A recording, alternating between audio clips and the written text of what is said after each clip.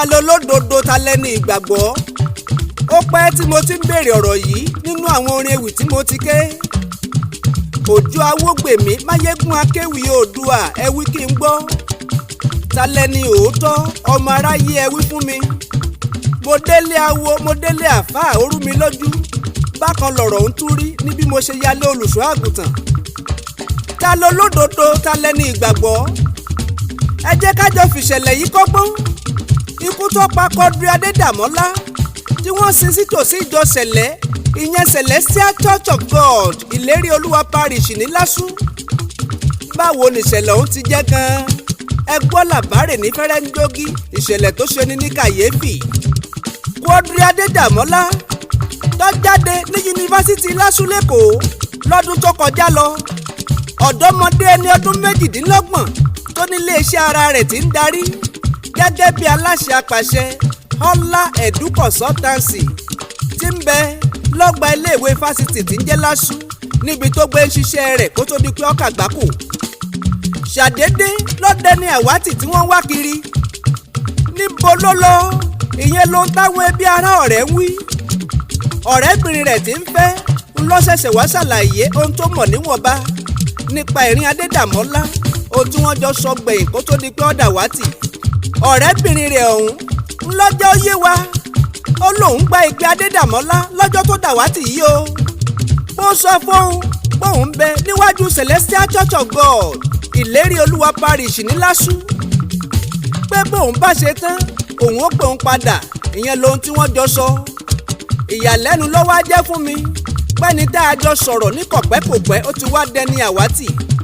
Wọ́n fi ṣẹlẹ̀ ń táwọn ọlọ́pàá létí. Yàjòyàjò táwọn ọlọ́pàá gbọ́ wọ́n gbéra. Ó di ilé ìjọsìn tí wọ́n ń sọ.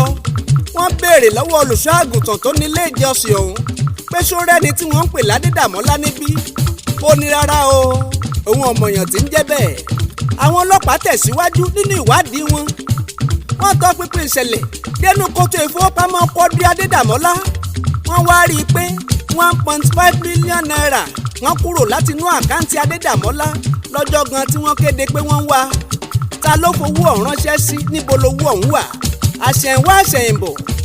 Ìtọpinpin àwọn ọlọ́pàá ló wá jẹ́ ó yé wa pé lára owó ọ̀hún ìwọ̀nba wọnú kòtò ìfowópamọ́ olùṣọ́ àgùntàn ìjọ SELÈ ìlérí olúwa parish ní Lásù. Lára owó ọ̀hún ìwọ̀nba tún wọlé sàkáǹtì ọmọ olùṣọ́ tó jóbìnrin àtàwọn àkáǹtì míì.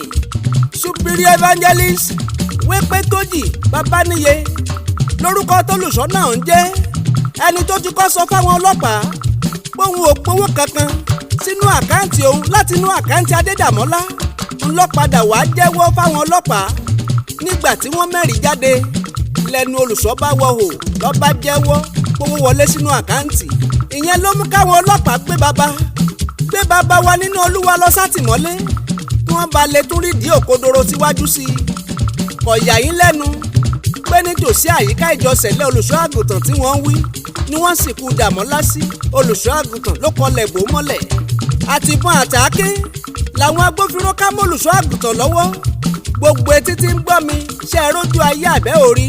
Ta wá lólódodo ta lẹ́ni òótọ́ ta lẹ́ni ìgbàgbọ́ tá a lè pè lólùṣọ́ àgùntàn. Ẹ fura ọmọ ènìyàn ẹ fura. Oríṣiríṣi àwọn òjíṣẹ́ wòlíì èké àfáà ọ̀bàyéjẹ́ àtàwọn awogbẹ̀mígbẹ̀mí ni wọ́n ń bẹ nígboro tí wọ́n ń jíṣẹ́kíṣẹ́ tí wọ́n wí fún wa pé ṣé Olódùmarè làwọn ń jẹ́. Àwọn tí wọ́n ń jíṣẹ́ Ọlọ́run lódodo wọn ò tó nǹkan. Ẹ̀ṣọ́ léyà ẹ̀ṣọ́ ní bárẹ́ kẹ́mọ́ barugi àbámọ̀. Máyégún akéwì mò ń lọ náà o. Mo tún padà bọ̀ n ò ní pẹ́ dé. Ẹ subscribe sí Ojo Awogbemi Kábíyèsí TV lórí YouTube. Oríṣiríṣi orin ewì ìṣẹ̀lẹ̀ àgbọ́ fi kọ́gbọ́n ó wà ńbẹ̀.